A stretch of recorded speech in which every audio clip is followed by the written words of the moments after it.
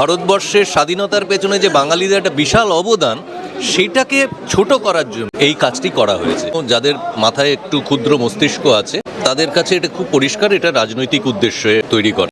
এবং ক্ষুদিরাম বোস, বারিন ঘোষ এনারা যে স্টেচারের রাজনৈতিক নেতা ছিলেন, যেভাবে মানুষকে উদ্বুদ্ধ করেছেন, নতুন জেনারেশনকে, যখন কিনা ভারতবর্ষ একটা জায়গায় পরাধীনতার জ্বালায় জর্জরিত ছিল, সেখান থেকে ব্রিটিশদেরকে দমিত করার জন্য এরা যে নিজেদের প্রাণ বিসর্জন দিয়েছেন, সারা ভারতবর্ষ সারা পৃথিবীর কাছে এটা একটা উজ্জ্বল দৃষ্টান্ত। সেই মানুষকে ভুলিয়ে দেওয়া, সেই মানুষের নাম ভুল বলা এবং এই সিং বা কুমার বলার মাধ্যমে একটাই, যে তারা যে বাঙালি ছিল, ভারতবর্ষের স্বাধীনতার পেছনে যে বাঙালিদের একটা বিশাল অবদান, সেটাকে ছোট করার জন্য এই কাজটি করা হয়েছে, যেটা কিন্তু উদ্দেশ্য প্রণোদিত একদম বটেই।